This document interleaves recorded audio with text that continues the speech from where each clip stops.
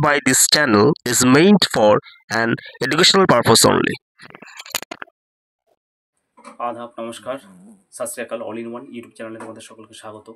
তো বন্ধুরা, কালকে 15 আগস্ট গেছিল 2025 আমাদের দেশের স্বাধীনতা দিবস উদযাপন হয়েছিল। সারা প্রত্যেকটা মানে কি বলবো, গ্রাম থেকে গ্রামান্তর থেকে শহর থেকে প্রত্যেকটা জায়গায় স্বাধীনতা দিবস সবাই পালন করেছিল। একটা অসপিশাস ডে ছিল আমাদের সকলের জন্য, কারণ 1947 সালে 15 আগস্ট আমরা স্বাধীনতা লাভ করেছিলাম। তো সেই ক্ষেত্রে কালকে আমি একটা ভিডিও করেছিলাম, সেটা হচ্ছে কি, ভাঙড়ের এক নেতা সারা বাংলাকে কাঁপিয়ে দিল। সেই ভিডিওটাতে আপনারা অনেক ভালোবাসা দিয়েছেন, তার জন্য আপনাদেরকে অনেক ধন্যবাদ এবং হাত জোর করে আপনাদের কাছে কৃতজ্ঞতা স্বীকার করছি। এবং আপনারা এইভাবে আমার পাশে থাকবেন, যাতে করে আমি এইভাবে সত্যটা তুলে ধরতে পারি সকলের সামনে, এবং যাতে করে সমাজকে মোটামুটি একটা ভালো স্তরে নিয়ে যাওয়ার প্রচেষ্টা করতে পারি।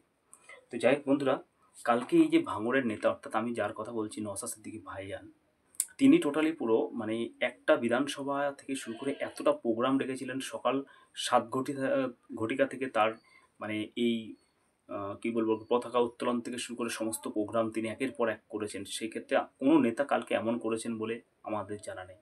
তো সেক্ষেত্রে কালকে তার এই যে কর্মসূচি, সেটা দেখে অনেকের কিন্তু রাত্রের ঘুম হারাম হয়ে গেছিলো। কেন? কালকে একটা অসপিশাস ডে ছিল, কিন্তু আবার অনেকের ক্ষেত্রে কিন্তু একটা নাইটমেয়ার ছিল। এই নাইটমেয়ার কেন ছিল, তার কারণটা আমি বলি। সেই ক্ষেত্রে আমরা কালকে আরেকটাও জিনিসও দেখলাম। কালকে কলকাতায় ভাঙড়েরই সাসপেন্ড হওয়া নেতা 2024 সালের 10ই জুন তাকে সাসপেন্ড করা হয়েছিল এবং সে জেল খেটেও ছিল কিছুদিন পর। তার ফলে অনারেবল হাইকোর্টের কিছু রেস্ট্রিকশন আছে, সে কোথায় কোথায় যেতে পারবে, কোথায় কোথায় যেতে পারবে না, এরকম অনেকগুলো রেস্ট্রিকশন রয়েছে। তো এই রেস্ট্রিকশন থাকার জন্য তিনি কোথাও বেরোন না। কিন্তু কালকে হঠাৎ করে তাকে কিন্তু টোটালি পুরো আমাদের রাজ্যের শাসক দলের প্রধান যে ভবন আর কি, হ্যাঁ, সেই ভবনে কিন্তু তার ডাক পড়লো। তো কেন জানি না, সে কিন্তু সাসপেনশনে রয়েছে, তা সত্ত্বেও কিন্তু তাকে ডাক পড়লো। এইবার কারণটা একটু আমি এক্সপ্লেনেশন করি, তাহলে বন্ধুরা তোমরা বুঝতে পারবে। সেই কারণটা আর কিছু না, এটা নিট অ্যান্ড ক্লিন, একদম পরিষ্কার। কী কারণটা? কারণটা এটাই যে ভাঙড়ে টোটালি পুরো যা কন্ডিশন রয়েছে, নওশাদ সিদ্দিকী ভাইজান এর আগের বার প্রচুর ভোটে জিতেছিল। এইবার আমার যে অ্যাজাম্পশন, সেটা অনুযায়ী প্রায় 1.5 লক্ষ থেকে 2 লক্ষ ভোটে জিতবে, মিলিয়ে নেই তোমরা। এবং এই পরিস্থিতিতে ভাঙড়ে যাকে দায়িত্ব দেওয়া হয়েছে, তিনি কিন্তু টোটালি পুরো মানুষের কিন্তু মনের মধ্যে পৌঁছানো তো দূরের কথা, তিনি মানুষের চোখের চক্ষুশূল হয়ে উঠেছে। মানুষ তাকে দেখতেই পাচ্ছে না, যাকে ভাঙড়ের দায়িত্ব দিয়েছে। তো সেই ব্যক্তিরই এখন তার যে কি বলবো আর কি, মানুষের কাছে যে গ্রহণযোগ্যতা, সেই গ্রহণযোগ্যতা তিনি হারিয়েছেন।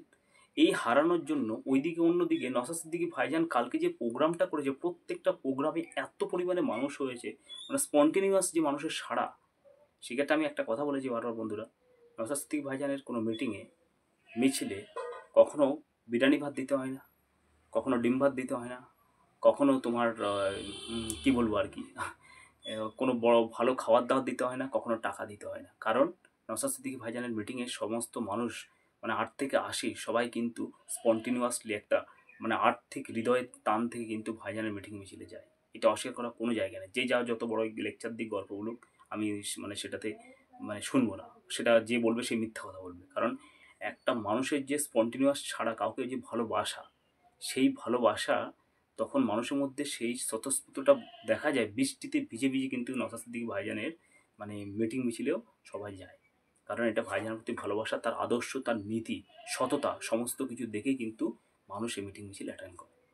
এইবার যেটা বলছিলাম বন্ধুরা, তো কালকে যার কথা বলছিলাম, এই যে সাসপেন্ড হওয়া যে ব্যক্তি রয়েছে ভাঙড়ের আর কি, তার যার ফটো তোমরা দেখতে পাচ্ছ, তো তাকে কিন্তু সেক্ষেত্রে এই আমাদের রাজ্যের শাসক দলের যে প্রধান ভবন, সেখানে কালকে স্বাধীনতা দিবস উপলক্ষে পতাকা উদযাপন করা হয়েছিল, সেখানে তাকে ডাকা হয়েছিল। তাহলে এই ডাকার হঠাৎ কারণ তো সে তো সাসপেন্ড করে তাকে রাখা হয়েছে, তাই তো? তার মানে কি, যাকে ভাঙড়ের দায়িত্ব দিয়েছে শাসক দল বর্তমানে, তার গ্রহণযোগ্যতা বর্তমানে নেই। এই ক্ষেত্রে যদি এই যে যাকে সাসপেন্ড করে রেখেছে, যে ব্যক্তি ফটো আমার মোবাইল স্ক্রিনে তোমরা দেখতে পাচ্ছ, তাকে যদি ওঠানো যায়, তাহলে দুটো যদি একসাথে যুক্ত হয়ে যদি ভোটটা কোনোরকম ভোট বৈতরণী পার করা হয়, তাহলে মোটামুটি ভাঙড়টাকে জেতার একটা ব্যবস্থা করছে। কিন্তু সেটাতে কোনো কাজ হবে না, কারণ মানুষ টোটালি, আমি মনে করি ওখানে ভাঙড়ের টোটাল পুরো 99% মানুষ টোটালি পুরো ভাইজান মানে পক্ষে, এবং ভাইজানকে প্রায় 2 লাখ ভোটে জেতানোর একটা পরিকল্পনা নিয়ে নিয়েছে। এইটা পুরো একদম মানে সমস্ত কিছু দেখে বোঝা যাচ্ছে। এইবার আমি তোমাদেরকে একটা কথা বলি। সেই ক্ষেত্রে এই যে এরা এখন ২ জন যদি অ্যাডজাস্টও হয়, তাহলে এদের মনের মধ্যে মিলন হবে না। যাকে বর্তমান ভাঙানোর দায়িত্ব দিয়েছে আর যাকে সাসপেন্ড করে রাখা হয়েছে, তাদের মনের মধ্যে মিলন হবে না। কারণ এই যাকে সাসপেন্ড করে রাখা হয়েছে, যাকে জেল খাটানো হয়েছে, সেই ব্যক্তিটি এখন কোনো মতেই, এবং যাকে ভাঙানোর দায়িত্ব দিয়েছে শাসক দল, তাকে কোনোদিন মেনে নেবে না। কারণ এটা মেনে কেউই নিতে পারে না। এবার তিনি এখন যদি বা আসেন, তাকে কিন্তু ফর দ্য ইউজ অফ মানে for the purpose of vote bank policy, তাকে সেই হিসাবে কাজে লাগানো হবে, এবং তার ভোটের পর দেখা গেলো তাকে আবার অন্য একটা ভাবে আবার অ্যালিগেশন দেওয়া হবে। এইভাবে চলতে থাকবে। তো আমি মনে করি প্রত্যেকটা মানুষকে বোঝা উচিত, এবং যে কোনো দলেরই হোক, যে আমাকে কীভাবে কী জন্য আনা হচ্ছে, কী জন্য ব্যবহার করছে, এইটা প্রত্যেকটা দলের মানুষের বোঝা উচিত। কারণ না বুঝতে পারলে তাহলে সে তার মধ্যে মনুষ্যত্বই তো রইল না। তার মধ্যে মানে পারসেপশন নেই, উপলব্ধি নেই। কারণ এটা একটা সাধারণত মানুষ নিজের ভালো পাগলই বোঝে, একটা কথা রয়েছে। তো সেক্ষেত্রে হঠাৎ করে তাকে সাসপেন্ড করা হয়েছে, তাকে জেল খাটানো হয়েছে। তারপরে তাকে আবার উঠিয়ে মানে কি বলবো আরকি, ওই মানে পতাকা উত্তোলন করা হচ্ছে। উনি পতাকা উত্তোলন করতে পারলে অধিকার ভারতীয় হিসাবে সবার অধিকার আছে। এই যে সাসপেন্ড করে রাখা হয়েছে ব্যক্তি, ওনার পতাকা উত্তোলন করার অধিকার আছে, উনি ভারতীয়। সেক্ষেত্রে উনি ভাঙড়ের যেকোনো জায়গায়, আর ৫টা ১০টা জায়গায় তিনি পতাকা উত্তোলন করতে পারেন। বা ওনার বাড়ির পাশে স্কুল, কলেজ, যে সমস্ত জায়গায় উনি আগে তো এমএলএও ছিলেন, প্লাস হচ্ছে আরও অনেক দায়িত্ব সামলেছেন। তো সেক্ষেত্রে উনি পতাকা উত্তোলন করতে পারতেন। তো আমি মনে করি সেক্ষেত্রে উনি গেছেন কেন, সেটা তার ব্যক্তিগত ব্যাপার। সেটা তো আমার তাকে মানে কী তার মনের মধ্যে চলছে সেটা জানি। কিন্তু আমার যেটা ধারণা, সেক্ষেত্রে ভাঙড়ে ভোট আসছে, সেক্ষেত্রে ভোট ব্যাংকের ক্ষেত্রে দুজনকে কাছাকাছি এনে মানে শাসক দল চাইছে যে ভোটের জিনিসটাকে ইয়ে করতে। কিন্তু আমি মনে করি এখানে ভাঙড়ের যে নওশাদ সিদ্দিকী ভাইজানের যে জনপ্রিয়তা, সেই জনপ্রিয়তার মধ্যে থেকে এখানে দুজন কেন মনে হয়, আমি ক্ষেত্রে যদি সারা মানে পশ্চিমবাংলার সব এমএলএ যারা রয়েছে, তারাও যদি আসে এখানে, সেরকম একটা কিন্তু ফলপ্রসূ হবে না। আচ্ছা, দ্বিতীয় কথা হচ্ছে যারা আইএসএফ করছেন তাদেরকে আমি একটাই কথা বলবো যে আপনাদের উদ্দেশ্যে, সেটা হচ্ছে কি বলুন তো, দেখুন এখন হয়তো এমন একটা ক্ল্যাশ লাগানোর চেষ্টা করবে, সেই ক্ল্যাশের মধ্যে দিয়ে আপনারা জড়াবেন না, কারণ আপনারা আপনাদের মতো রাজনীতি করে যান, প্রথমত। দ্বিতীয়ত হচ্ছে কাউকে হুটহাট করে বিশ্বাস করার কোনো প্রয়োজন নেই। হ্যাঁ, এবং আপনাদের মধ্যে যে সমস্ত লোক রয়েছে, আপনার সাধারণ মানুষকে বিশ্বাস করুন, সাধারণ মানুষের কাছে আর বেশি করে পৌঁছান। প্রত্যেকটা বাড়িতে এখন থেকে 2 থেকে 3 বার 4 বার করে আপনারা পৌঁছে যান, ঠিক আছে? এবং যা কিছু সমস্ত কিছু যা কিছু আপনারা দেখছেন বর্তমানে, যা কিছু ঘটছে, সেগুলো সমস্ত মানুষের কাছে তুলে ধরুন।